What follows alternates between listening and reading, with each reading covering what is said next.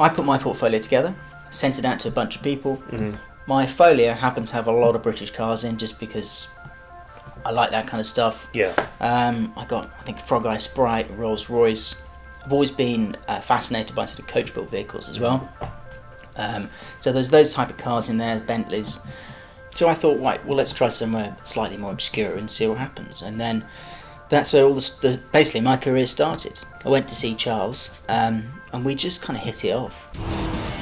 From inside the MotoMan Studio, these are extraordinary stories of ordinary folks and how they became the people shaping the car world, the tech world, and our future. So far this season of Inside the MotoMan Studio, I've introduced you to folks from very large car companies.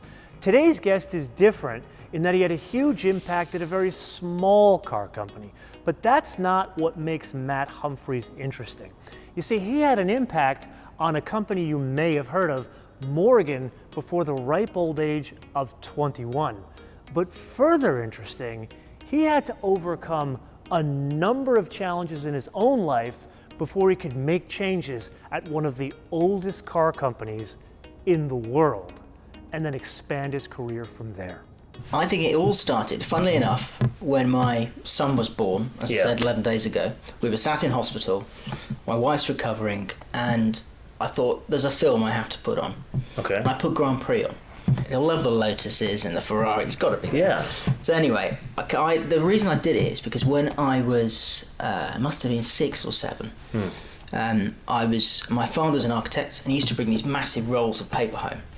So the first car I actually designed was inspired. I watched the film Grand Prix when I was 6, and I sat down, I went upstairs, got the rolls of masking tape out, and made a 6-year-old scale Lotus Grand Prix car that I could sit in the living room and play with.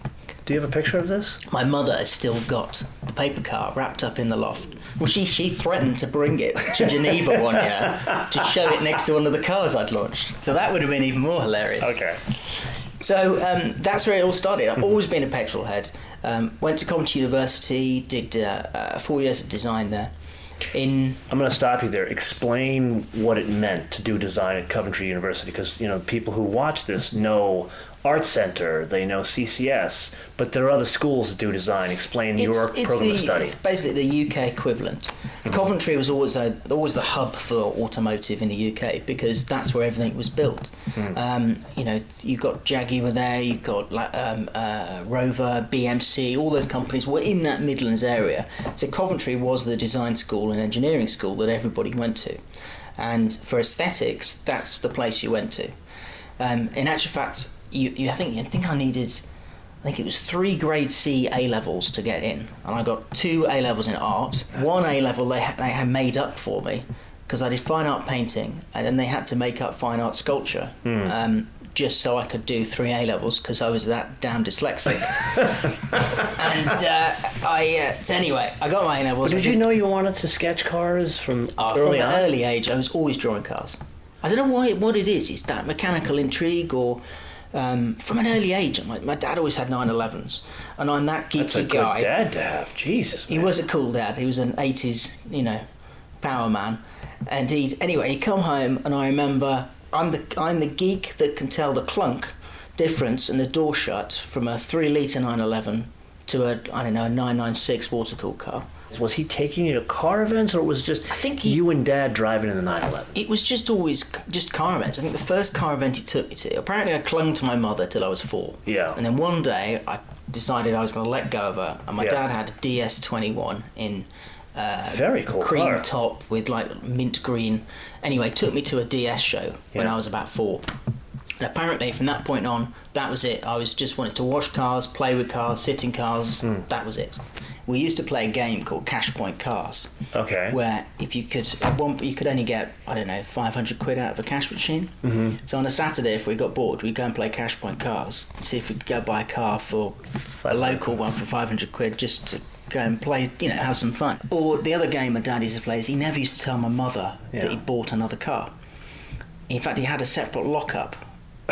in the centre of Birmingham, where he would stash cars without my mother realising. So you're getting marriage advice from your dad now? Yeah. He's still married, that bit works. Did Dad notice that, hey, you're sketching cars, you're really into this? Did he kind of sit you down and say, this is what you can do in your life? Or is it something you sorted out on your own? Yeah, they were always really supportive. I was incredibly dyslexic at school. So, and because I was dyslexic, I think I was also arrogant. And as soon as I knew I was dyslexic, at that point I was like, great, I don't have to bother spelling anymore. I've been given a title, so that means I can just sit and draw. In fact, I remember going to at school, the careers advisor, and the careers advisor said to me, there isn't such a job as a car designer. So I went home completely demoralised. I didn't even put two and two together that one could be a car designer.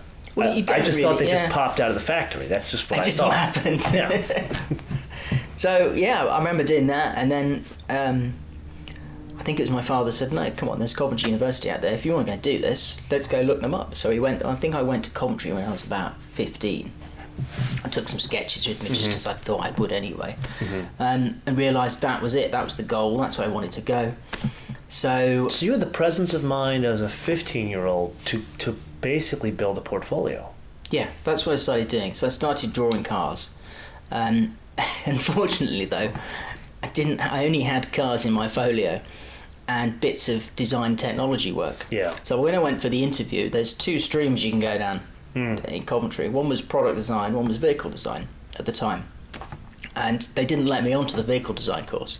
So I started on the product design course and then just picked the car design modules till they kind of forgot, and then moved over to vehicle. Yeah. Of course, you're in petrol heaven, petrol heaven. Everybody is, all of a sudden, you've gone from school where you're doing maths, chemistry, geography, all the boring shit that I'm not interested in, to being sat with a bunch of guys that are just interested in cars, chrome, engines. I put my portfolio together, sent it out to a bunch of people. My folio happened to have a lot of British cars in just because I like that kind of stuff. Yeah. I got, I think, Frog Eye Sprite, Rolls Royce.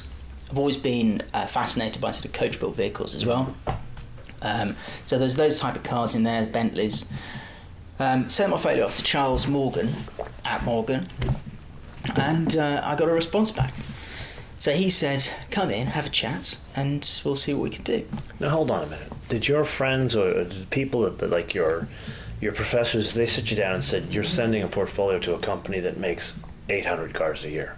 They didn't tell me to do it. I did it myself. Did it on your own? Just because I think everyone else would send it off to. I think I did as well. Bentley. Of course you sent it all to the big OEMs. And Jaguar is there. Land Rover was there right around the corner. So I thought, right, well, let's try somewhere slightly more obscure and see what happens. And then that's where all basically my career started. I went to see Charles, and we just kind of hit it off. I think it was a case of similar interest in vehicles, in design.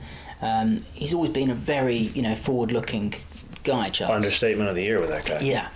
And it's funny because people wouldn't think that from a guy who's peddling aluminum and wood and leather cars. And that's very forward-thinking guy. He's very, very forward-thinking. Always on the cusp of where things are going. Yeah. Be it design-wise, socially, whatever it is, he's there. And we hit it off.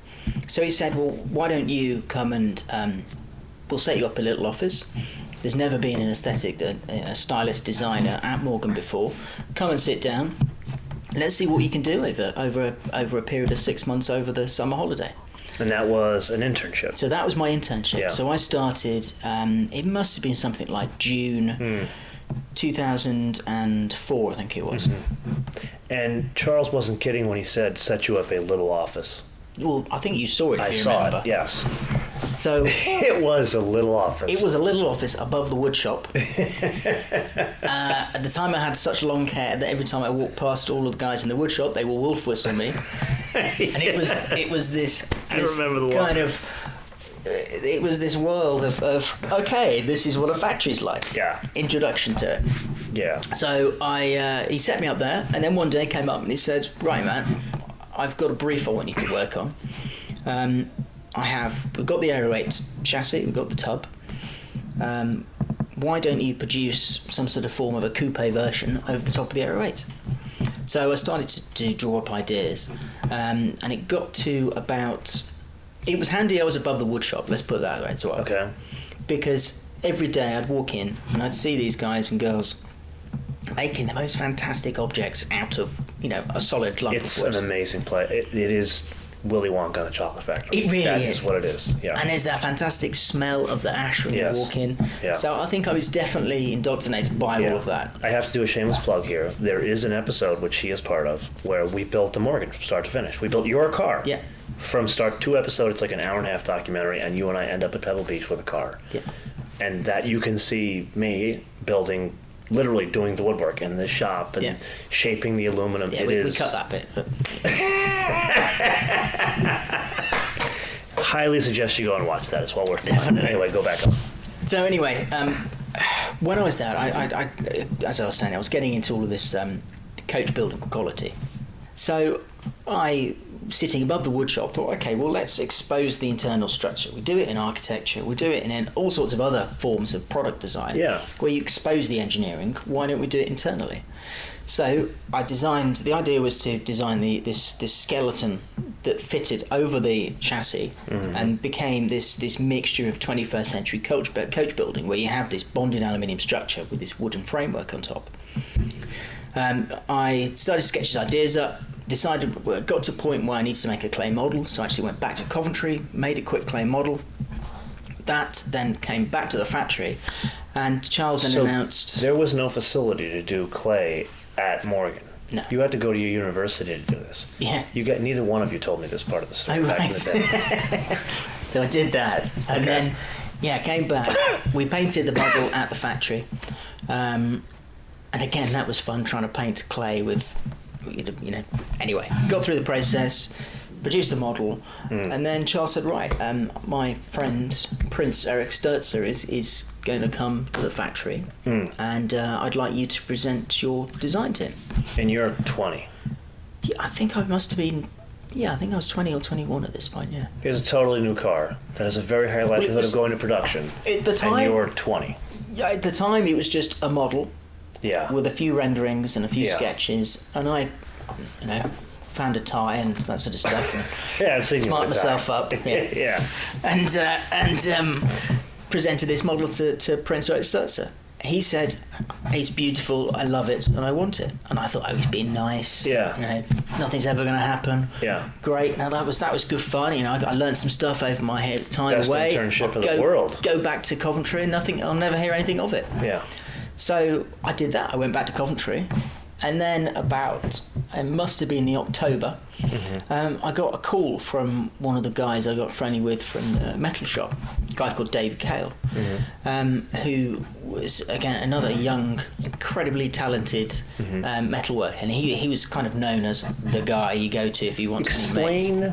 Step back here. Explain the generations of families that work in that joint, like especially in the craftsman areas. In the craftsman area, you've got generations where Nigel's grandfather's grandfather had worked in the wood shop. Anyway, he called me up and he said, "Matt, do you mind popping in? Because I got your clay model and we're trying to scale it up." I said, "What do you mean you're trying to scale up my model? You've got to scale up a quarter-scale model. Look, the wheels are like 36 inches. That's not going to work." It was done to a scale to look dramatic. Yeah. And he went, "Oh, that's why it looks so odd. We can't get anybody to fit in the thing." So I went back to the factory, probably like second week in October. They got my clay model there, and they'd done wooden slats over it, where they cut out that, and then they'd literally scaled them up. Charles had also introduced the Aero. And that was around sort of 2000. So he had implemented CAD systems, modern technology to develop that structure, bonded aluminium chassis. So that part of the car was there. Yeah. But skinning the vehicle for the Aero, it was done through Superform. Now that's obviously for mass production. Yes, sir. To do a one-off, it was quicker and more hands-on to get Dave to try and work a structure out. So I said to Dave, and Charles came down as well, and I said, "Well, why don't I come and sort of see if I can help through this process?" Because just taking the design from a quarter scale clay model to a full vehicle is going to take a lot of work, and there's a lot of detail. There's a whole process to go through. And this is a 20-year-old still in college telling them this. Yeah, but yeah. Do you see where I'm having a hard time wrapping my brain around this? Well, at the same time, I wanted to go back there and see this thing through. I totally get that, but do you understand how unusual that is? It's very unusual, and I knew exactly how unusual it was to see. For them to. I mean, the first day I went there, I kind of walked away, pinching myself, saying, "Hang on a minute, they're building the car that I drew. This is the dream. You know, Yeah. This is the dream come true." Did your dad have a heart attack when you tell him this? They were quite excited. Yeah. From that point on, I would then go to Morgan in the mornings, and then drive back up to university and do lectures and things in the afternoons.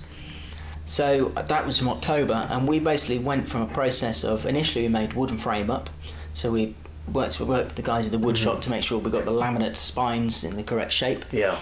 And then worked with Dave to skin over the top of the aluminium, and then that's how the first car was developed. Very hands-on. It was traditional coach building at its best, and it was fantastic. I'd go in there and I'd sketch up a door mirror, for example. I'd say, "Dave, do you reckon you could do this?" And like 2 hours later, he'd turn up with an aluminium door mirror, which I'd sketched 3 hours beforehand. And I think... Again, stop. You need to explain how unusual that is. If you were at Nissan and you sketched up a door mirror, when would you have seen that door mirror? You'd go through a process of clay model, CAD, clay model again, foam, adjustment. Probably, I don't know, you might see a model of it 6 months later, something like that. That is not necessarily the thing you sketched because it went through a committee of design review 3 times. Yeah. You had a mirror back in 2 hours. It was unbelievable. Most people, when they're 20 or 21 in university, they're a barback or a bartender. Your car is on the stand of Geneva. Yeah, it was unbelievable. I say this a lot. I mean, you've met a lot of other guests on my show. You know them because a lot of them are designers, chief engineers. And I like to use the term or say something after I hear a story like this: you are a wealthy person. It has nothing to do with money. Yeah. Nothing. This experience, your dad investing in you, dragging you along to ATMs to pull out 500 pounds to buy cars, turns into the kid that literally a sketch turns into a car in Geneva. Now explain, another thing I think you need to explain is, how often does a designer, let's say, put aside this whole Morgan experience, you're at Coventry and you get poached to go to Renault, you get poached to go to Land Rover. How long would it take in someone's career to get a car? Actually on the road. I think there's a good probably 10 or 15 year period of gestation and development before that happens. Yeah. And I have to admit, I didn't really know what I was doing when we built this first car. Yeah. Would it be safe to say that you and Charles and Dave, all of you were learning as you were going with this car? I think so. I mean, it was that. I mean, those are probably the sort of the core team of that vehicle, I'd say. You know, Charles was very instrumental in the design process with myself coming in and working through design decisions. And that was the other nice thing. There wasn't a committee sort of saying, we're going to do it like this, we'll have to, oh no. It was literally, can Dave make it? Do I think it works right? Does Charles approve of it?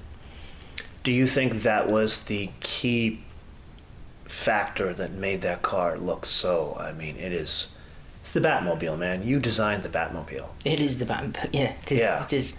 You relay the story and it does sound crazy. I mean, it's like the tail lights are another great one, where the tail lights are off a Lancia Thesis. But of course, they didn't sell many Lancia Thesis, so, and of course in America and other places around the world, they'd never seen one.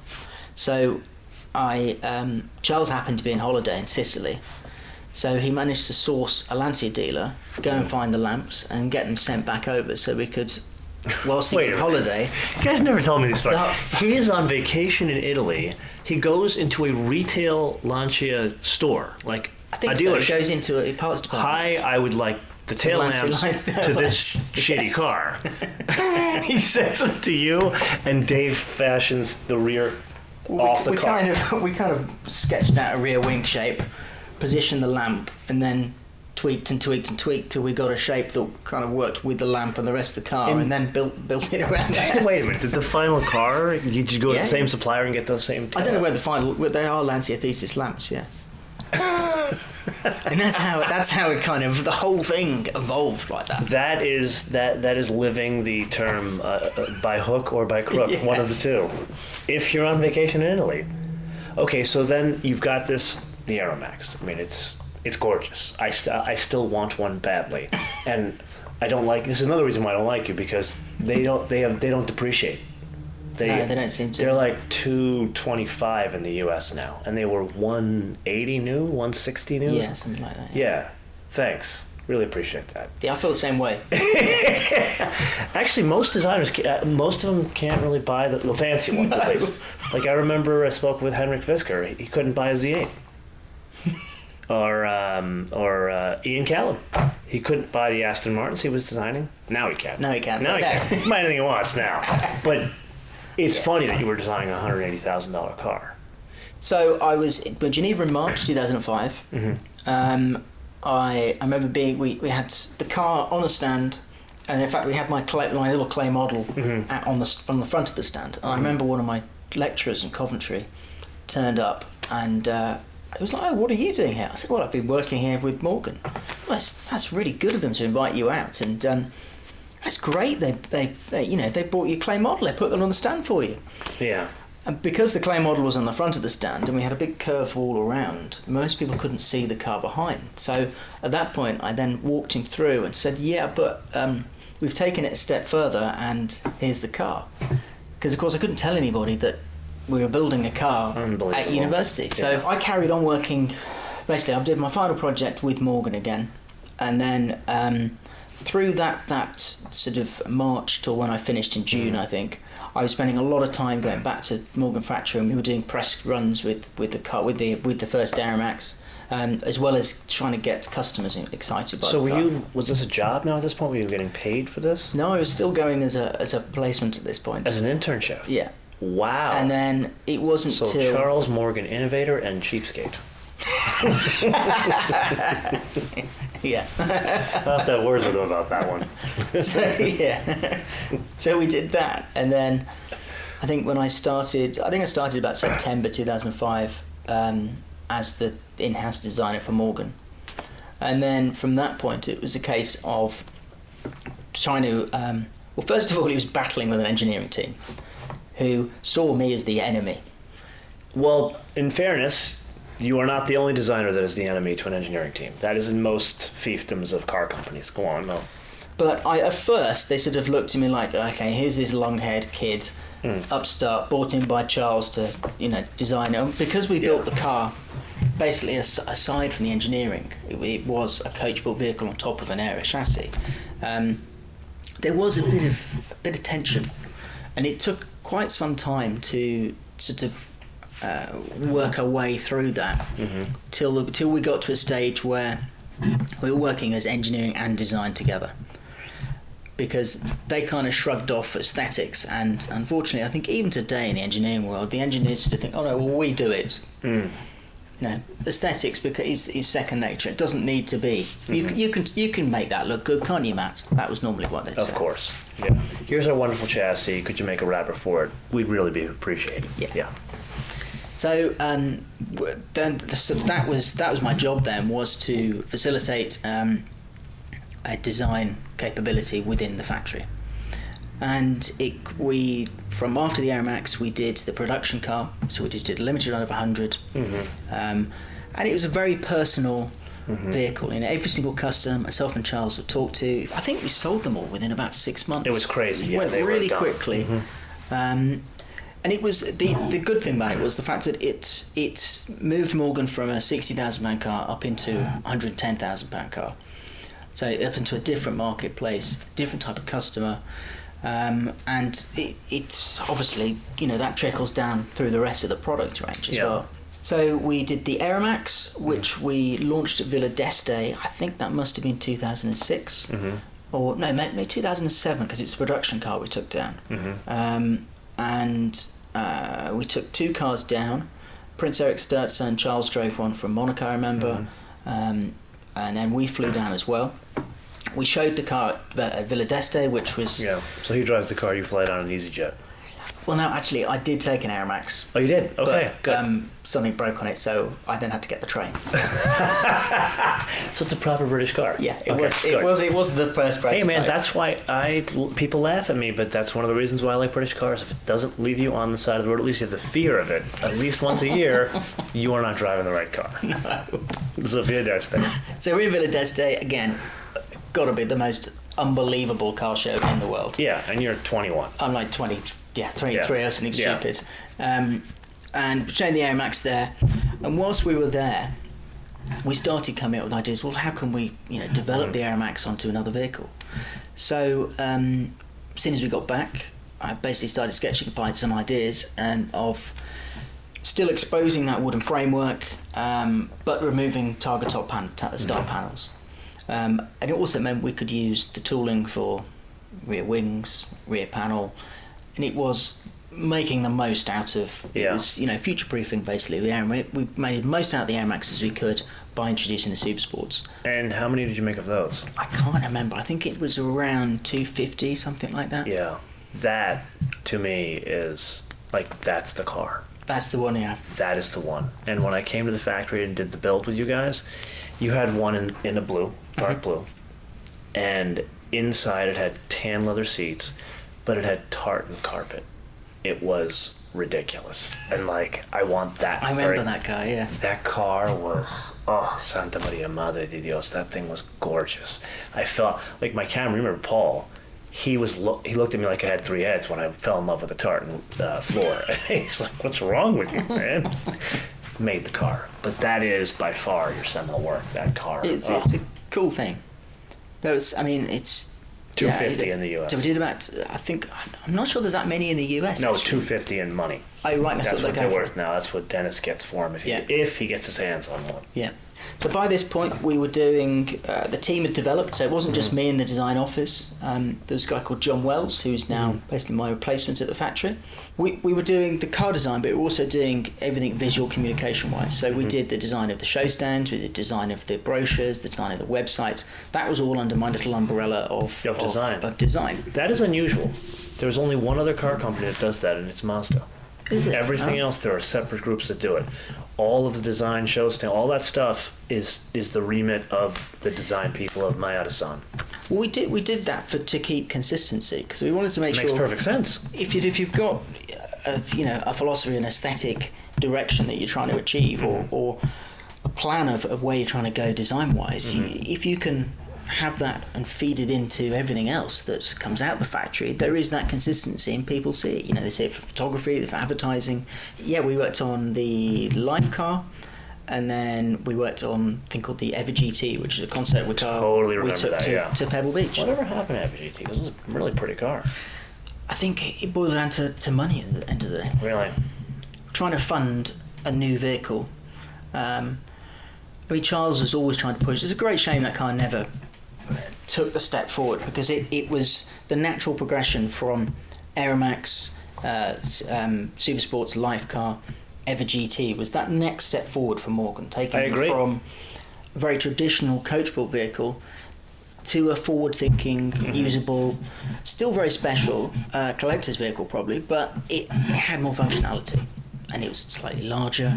Yeah. Still had the qualities that were, of Morgan. You made the front a bit. It was modernized the front of the car. It didn't have quite the accentuated fenders, wings on it we did have a sort of a wing line, but you had the line, but it wasn't completely separate. No.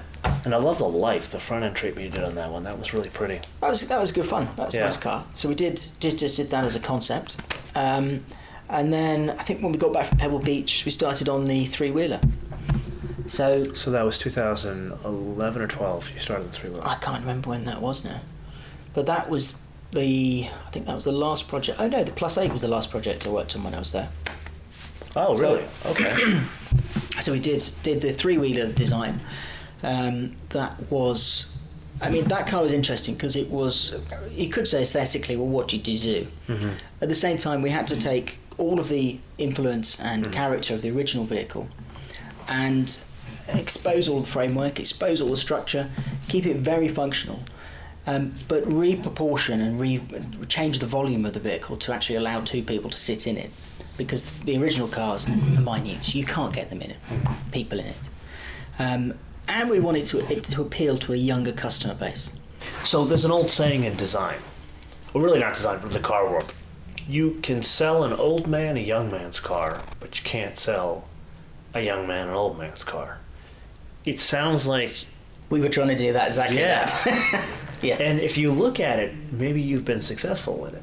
It'd be too egotistical to say it's a massive success, but I think for taking the influence of the original car and then developing what we have today, which is a modern interpretation of it, I think. But if you look at what Morgan has done, they've effectively doubled their sales. Granted, 800 to 1,600 is not a huge number, but percentage-wise, it is a big number. Yeah, I mean, and that you've taken your grandfather's car that technically wasn't even a car, and you've made it cool. When we launched them in Geneva, one car was matte army green with RAF Randalls on the sides. Yeah. And I remember drawing the pin-up girls and going home to Penny and saying, "Look what I did today." That was fun. But they didn't let me do the German I can appreciate option. That. Yeah. I can totally appreciate. I mean, it wouldn't be quite PC. No, that wouldn't file under PC. That's just wrong. It's like a history thing. That just... I'm a young generation. To me, it's all... Coming from the most politically incorrect person on the planet, that would just be wrong. As funny as it is to say the word Luftwaffe. Instead of a word from our sponsors, a brief interruption. As you can imagine, all of us here are incredibly excited about the return of Inside the MotoMan Studio. So much so, we'd like to bring you more guests more frequently, and in the future, make some of these live town hall events. So to that end, we'd like to ask you a favor. Can you help us get the word out? There are 2 really easy ways to do this. First and foremost, can you share the show, Inside the MotoMan Studio, on your favorite social platforms? That includes Reddit. I would argue Reddit is even more important than the usual suspects. And then second, this is now a podcast. So go to your favorite podcast directory and subscribe, rate, and review Inside the MotoMan Studio. However you choose to help us, we'd be greatly appreciative. And now, back to this incredible story. Now, let's shift gears here, because you brought up Penny. Yeah. We need to talk a little bit about your personal life now. So you're a car geek. We have clearly established this. You and your dad have a really good relationship, it sounds like. It sounds like you have a good relationship with your brother, even though he's a dark sheep of the family and that he's going out and doing this music thing instead of doing cars. Are you dating girls in college? Or were you just completely so focused on Charles Morgan and drawing cars? I was trying to date girls, but being the short guy with long blonde hair sometimes doesn't work. Yeah, I used to give you a lot of crap for that story. I have to apologize. I gave you a lot of crap for it. But in fairness, I've accepted it. It's okay. But in fairness, I didn't open with that. When I first met you, I'm like, oh, this is... I will say, the first time I saw you, I'm like, this guy is the designer of cars. But then Burbage and all those other guys, I don't know how you even dealt with Burbage. So John Burbage, just so people know, he was the lead runs manufacturing there. Yeah. And so he was also, he had another job in the lead hazer of Matt Humphries, in that they gave you such crap for how short you were and how young you were. I just piled on. I just rolled with it. I took a lot of shit at that place. It's incredible how much shit you did. I'm surprised you still have hair. So, but then I'd be like, okay, bye guys, I'm going to Pebble Beach tomorrow. Who'd be laughing loud in that case? Love Burbage though, great guy. So, are you dating girls? Do girls even give you the time of day in college? Pretty much no. Yeah, because you're sketching cars. So how'd you meet Penny? Why did I meet Penny? I met Penny at a friend's New Year's Eve party. How old were you? I was, this was 9 years ago, or maybe 10. Okay. And I think I did the typical schoolboy thing where I insulted her so badly through the meal, because I liked her, obviously. Yeah, you're real charming. Real charming. That she spoke to me on New Year's Day, and then she didn't talk to me for 12 months. I like Penny. Yeah. And then she was brought by the same guy that introduced us to the New Year's Eve party, brought to, I think it was a drinks party at my parents' house over Christmas the following year. Really? That's sufficient to have her meet the parents first before even date her. That's great. Well, the funny thing was, my father had a glass or two of wine, and Penny stood in the kitchen, and the first thing that he ever said to her was, he walked up to her and said, "You're pretty, why are you here?" No wonder why you and your dad go off and talk cars. Yeah, he's a real charmer He's too. a real charmer too, yeah. Slightly autistic, but anyway. I gotta come meet the families. That's great. So anyway, we kicked it off because she's an artist. Yeah. And we just started, that was basically it then. Well, was she into the cars with you? Like, would she go to the car shows with you? No, I remember I turned up to try and impress her in an AeroMax at her parents' house the first time I met her parents. Nothing. Yeah, that she was just like, "Why are you here embarrassing me in this thing?" was more of the result. Not like, "This is the car I've designed, I've come to show off." Yeah. So anyway. Compensating for anything? That's what she thought. Yeah, he's short here. But he's got a big car. Okay. Get this back to G rating. Yeah, anyway. Yeah. So, amazingly, she liked me. I'm shocked. I'm shocked as well. Yeah. Still shocked. You realize at the factory I would have put the pool against you. There's no doubt about it. I love you. You know I love you. But the pool would have been against you. Smart money wouldn't have been on any girl liking you. So she wasn't into cars with you. So it wasn't like you would go to car shows with her. What did you do? Like design. Mm-hmm. She would exhibit down in London quite a lot with pieces in galleries, and we did some of the design shows like Tent London and stuff like that together.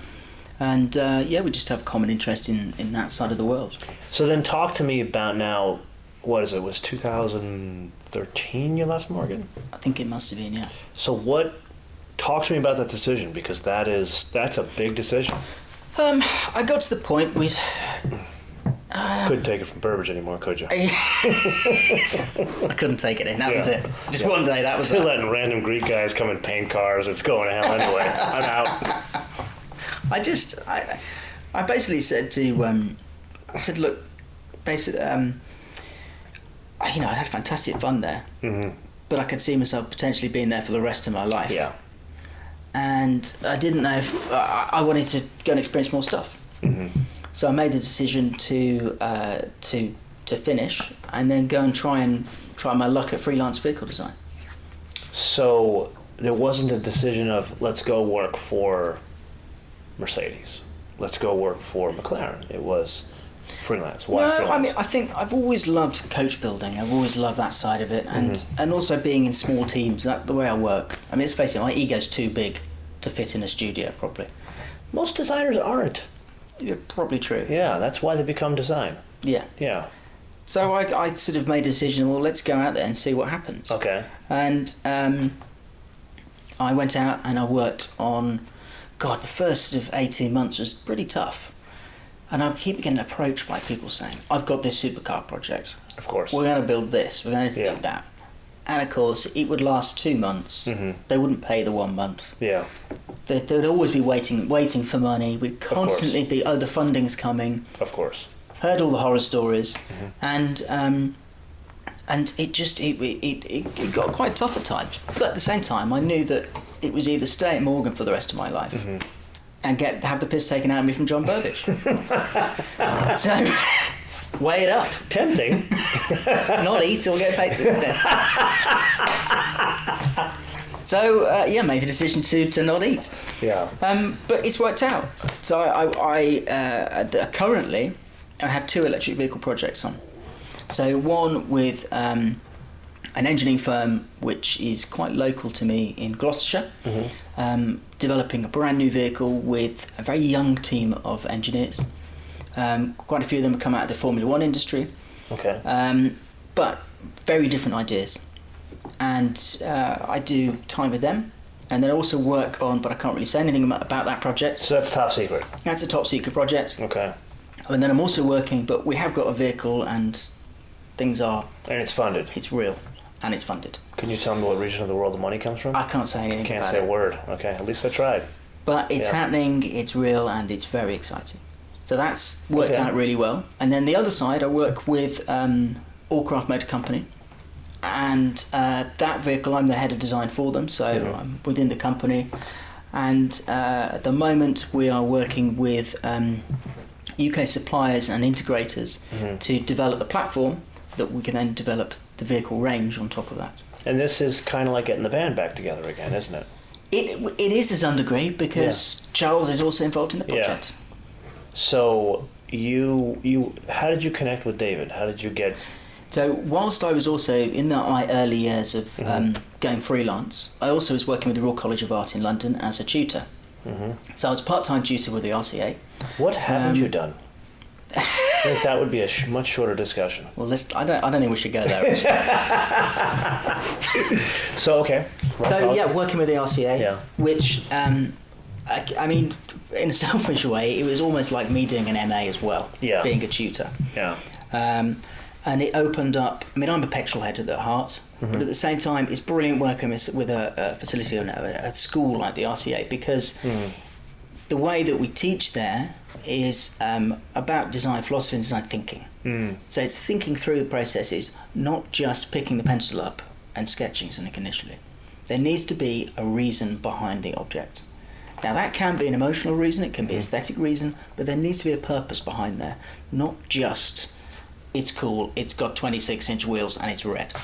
So it's the master's step on from Coventry UK wise. But I think you find, I mean, Peter Stevens, Ian, there's a huge array of designers that have gone through those doors. Whilst I was there, I'd also work with all the big OEMs to help find, basically new designers for their teams. So back to Allcraft, we basically got talking after the project to continue a different project. How long were you affiliated with RCA? So I was there till December last year. Okay.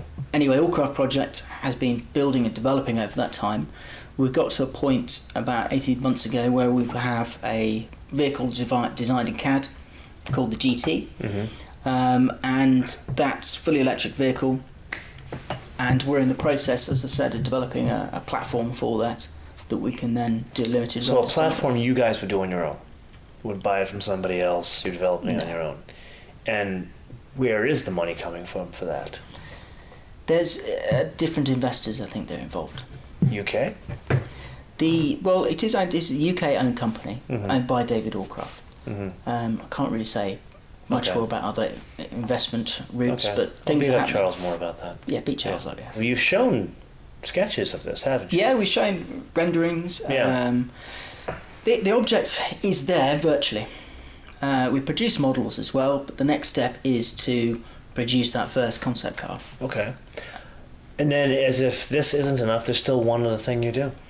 So then alongside that, I also, for my love of mechanical objects and just taking things apart, and also I think being a car designer, not everyone's as lucky as myself in actually seeing the objects they design being manufactured. What I found was that obviously working in the freelance world, especially after 6 supercar projects have gone through and nothing's appeared, I started wanting to see the objects, because that's the bit I love. I love going from ideation, sketching, through the process to an object. So I started to get involved within the watch world. And I designed. Now, why the watch world? Are you just a watch geek? Is it something you're into? I wasn't a watch geek, but I've become more of a watch geek. I think it started when I designed the dials for the 3-wheeler, which they were done in this layered fashion, so it looked as if the whole thing was built up, and then you could see the fixings pulling through. Yeah. And that process of doing that, and I was spending so much time on that detail. And it was so important to get every curve right, every surface correct, just the same as you do with a big vehicle, that it kind of sparked a passion for watches. So I started developing, customizing watches initially, and then we launched, I think it was 3 years ago, our first range. So we do limited run, automotive-inspired watches. I run the company myself and Penny. Penny basically does... She's the artist. She's the artist. But she basically runs the company, and I'm just the glorious face. Wow. I mean, she got sold a bill of goods on that one, didn't she? I couldn't do it. I couldn't do a thing without her. Yeah. And you were kind enough to bring me one of these items, and I can. Now I am a bit of a watch geek. Now a lot of a watch geek, and we talked a little bit about my collection. Not huge, but I've got a collection at home, and I am fascinated by this because I've watched you. I stalk you on socials. I don't know if you're aware of this. Yeah. And this is, I mean, even down to the packaging, you've got the packaging right, of course, black. All design. It's all black. Yeah. All design. Even the booklet's black. It's all designers. What people don't know is designers, they always wear black, and he's the only one that I've seen wear something different, at least today. And this one's even called the Black Edition. Oh, thank you. Those are the theme here. See, this is stunning. This is a stunning piece of kit in terms of not just the simplicity of design, but look at the detail on the back of it here. This is what I love about the watch world, and the whole point of the watch brand for us is selfishly I get to design objects which are manufactured and we see them. Yeah. But also I love spending the time making sure that curve that sweeps all the way through is correct. It has enough tension in it and there's enough volume there and the weight balance is correct. All the things that we do in vehicle design, in balancing up a vehicle, making sure the volumes and proportions are correct, we do in the watch design. So graphically, with the dial, making sure that the graphical layout works and it's not clashing. I love the depth of this. Yeah. And now I'm noticing the actual wristband itself. It's goes back to Grand Prix. It's got the rally strap, yeah. Yeah, this literally 6 years old. Yeah, it's got that link, I suppose. It's funny how literally the world just kind of repeats itself, at least in your world. Yeah. This is amazing. So that watch is designed so what we call the chassis of the watch is held in place by the barrel and the bezel. So the barrel clamps the chassis with the bezel in place and the whole thing threads together. Wow. And then you've got what we call a sandwich dial. So the markings are laser cut and there's a layer of loom beneath that. And then on the back you see the exposed automatic movement as well. Holy crap, man, that is incredible. That is wild. So we're just doing 100 of those pieces in the Black Edition colour. We've done a silver dial, which we're doing 100, and then we're doing 100 with a white dial. And then we'll finish that design and then move on to the next. And that's the fun part. It means that we get to give, automotive inspired with, it's the processes, but it's also the finishes, the material qualities. Yeah. They're all very automotive inspired. You can definitely tell the tactile feel of this. A designer put this together. It's very clear. Like even down to the detail of the chrome here, but then you've got more of a brush finish here. Yeah. That is stunning. So this is an unusual thing. The only other designer I know that's kind of done anything similar is Henrik Fisker, where you go from not just designing but manufacturing a whole product. How did you do this? Because it's not easy to manufacture. No, I mean we have all our watches made out in Hong Kong, so they're all limited completely edition. Or just the movement? No, the whole thing is manufactured. It's actually a Japanese Myoto movement, and then the rest of the watch and all of our watches are completely bespoke designed to our specification. So through the techniques of car design, I'll produce a CAD model, which we then send out to Hong Kong, and then they start with the samples. Samples then get reviewed, adjusted, changed, and we go through that process of development. I'm just noticing the knurled finish here. This is serious British car design. This is awesome. It's very automatic. I can't thank you enough for this. No problem. I'm gonna have to post a bunch of pictures on Instagram of this thing, because this is really something special. Wow, I can't thank you enough for this. But I love doing it, and it's a passion that's and how fun. do you sell them? So we just sell direct to customer. We are small, but at the same time, that's part of the charm. Is that we like to think is that we sell direct to customer. We started sponsoring some automotive events. So we're the timing partner for Chelsea Welsh Hill Climb, which for me, I grew up next to Chelsea Welsh Hill Climb. Yeah. I've been there since I was 2, smelling the Castrolaf and the Bugatti Type 35s, and it's nice to go back as a sponsor and have our clock up on the start line, which is a representative of the watches. And you're there with your dad, and your dad's got his Cash Point car, and you've got your car. You're granted now with a kid in the back, and there are probably Morgan AeroMaxes there. Yeah, occasionally you might see one. Yeah. It's a hell of a homecoming, man. Seriously. It's good fun. I've given you shit about being short or long hair, but seriously, man, I have incredible, like, I would want to say respect, but at this point, jealousy at this point. And it's nice because the best time of day gets a watch. So every winning best time of the day gets a watch. So you're kind of like Oprah. Everybody gets a watch. Not everybody gets a watch, but okay. So a couple of things. I'm going to give you a shameless plug here. So it's MHD Watches. Yeah. How can they find you? www.mhdwatches.com. And you are like a 13-year-old on social, so how can they find you on socials? MHD Watches. Okay. Okay, now we got to get to the important part of our discussion. Not that everything else wasn't important. I do this with all my guests, and I want to talk to you about your journey. We've talked about the steps on how you've had this amazing life, and you're only like 20 at this point, or something like that, if I'm keeping the math correct. You look like 35. Yeah. Jesus, 35, man. What are 3 things, aspects? I don't mean specific. We've talked about the events that happened or the things you did.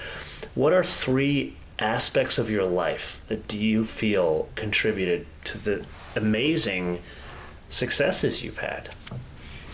I think parents are massive influence. Always being supportive, always saying when, I can't write an English essay and I'm crying as a 10-year-old, to support me and say, no, there are other routes. You can do other things, and keep pushing and supportive in that way. That's definitely one. So you didn't get a pass. They pushed you. Oh, yeah, they just found other solutions. They found other ways and sort of said, well, I'll do the same with my son. Let's face it, he's got a dyslexic father, a dyslexic artist mother. He's not going to be an English teacher. But he's already got a great start because he's already seen Grand Prix. He's already seen Grand Prix. So what can go wrong? Well, the only thing you should do as soon as you get home, you need to have him watch the first 2 of Godfather, and then he'll be okay. Perfect. Parenting tick. Coming from me. Done. So, okay, that's one, parents. So definitely one. I think big break. Charles being supportive and investing in me, and actually sort of saying, you know what, I'm going to let him do what he wants to do and put me in front of the press and be part of the story and not just hide me in the background, sort of let me tell the story. And that has been huge because it's given me a start in my career that I want to you and I wouldn't have met if Charles didn't do that. Yeah. Okay, so parents, big break. Yeah. What's the third? I think it's got to be support in actually seeing your dream through, hasn't it? So now it's got to be Penny. It's got to be my family life, in believing in us. So picking the right partner. I'd say so. Yeah. Okay. I mean, but she believes in all the design aspects that we want to take forward into our company, into our watch brand, into building that into something that's going to be there, hopefully for a long time. Yeah. And having that support to say, okay, we're going to have to throw reasonable amounts of money on this to make this work. Because I understand what product design and manufacturing is. This is even down to the details of the packaging is done well. I mean, this is not easy. It's trying to package everything together correctly, isn't it? Mm-hmm. From websites to packaging, the product, and also the service. I mean, it's the brand. Luxury products these days, and luxury is service. Yeah. That it's about. That's that next step on. Yeah. New luxury is service, and new luxury is all about that. So if we're talking to that kid that's 15 years old, that's sitting in his parents' house and he's doing something similar to cash point cards with his dad, what advice would you give him or her? For me, I think any dyslexic or creative person going through, especially the British education system that I was sent through, it's an academic world. Creative people and people that are into aesthetics or music, all this sort of items, they don't really, I didn't learn through an academic routine. It's completely the wrong way to learn. And it can put a lot of people off, and a lot of people come out of the system never being able to realise their full potential because it's not set up for the way that a creative or dyslexic mind works. And I think that's the great thing when I was at the college, of seeing students that could come through that were way too young to go to the RCA, but they come and see the cars and see the models, and just be supportive in a way to say, look, you know what, you can do this. I would argue between the US and England, we have the same problem. It is an academic world, and like, for example, I was really bad at standardized tests. I actually was a very good studier. Like, I am, as most people see on my Instagram, I am a major reader, and I share books that I read. As long as I applied myself, I was an incredibly good student. If I did not apply myself, and it frustrated me because I had to do 10 times the work everybody else did to get good grades. And it frustrated the crap out of me. And sometimes I didn't, and I didn't get good grades. But even with that, standardized tests would sink me.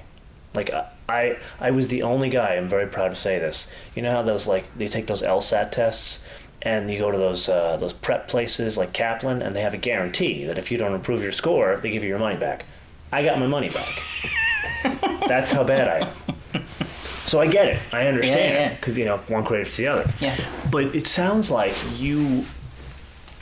I want to be very clear here. What were the things that were able to get you to this, not just success. You've had amazing successes and continue to have amazing successes in your life, but at such an early age. How were you able to root around a system that was almost set up for failure for you? I think that the interesting thing going to Morgan, which is obviously where things kicked off, was the fact that it was a different route. Yeah. And not every, you're told that. So really, John Burbage giving you a lot of crap, that made you a strong person. Obviously, that made me a strong person. So your success is owed to John Burbage. I don't cry at night every night, but it's fine. You did when you started. But I think it's finding your route through, isn't it? Yeah. Everybody has a different path, and it's not necessarily you have to go off to, as a car designer, to a big OEM, work in a studio and do that. But how did you know that was the right? Because everyone gets the advice. I didn't know. So you didn't know. No, I don't. So follow your path, but even if you don't know. Yeah, and I think the thing is, when opportunity arises, take it. Don't sit there and go, I'm not going to take that opportunity because there might be a better one. Yeah. Just grasp it and go for it. It's funny, I've learned over my years that opportunities, like the one Charles gave you, it's not wrapped up in this wonderful bow that says, oh, I'm an opportunity. It's... Most people, when I went to Morgan, would go, why are you going to that old-fashioned place that don't build new cars? Exactly. What's the point in going there? And most of my tutors would have said that, probably. Yeah. So opportunity usually looks like that, and there's something weird about it. Yeah. Fascinating. I've always, even though I gave you shit because I had to, but I've always had a tremendous amount of respect for you. I wish I could say the same. But... Well, I understand. I'm Greek, I'm American. You look down on me. I totally get it. But I almost feel like, not your father, maybe your older brother, because I've watched you grow. I literally saw you with the long hair at the car at Pebble Beach, and now you're married. You just had a kid. I'm sure your dad is like beside himself. Yeah, I think they're pretty happy. Yeah. Now, I think the most important question I'm going to ask you is, do you think you'll be able to get the picture of the AeroMax out of your mother's wallet and get your kid's picture in there? That's already happened. Oh, it already happened? Yes, yeah. Wow, she's cold. She is obsessed. She is cold, that woman. Oh, yeah. So AeroMax is out. AeroMax is gone. Oh, New baby child is in. That is it. Okay. Well, Papa Humphries, thank you so much for coming out and joining me here. Thanks very much. Really coming down to London for me.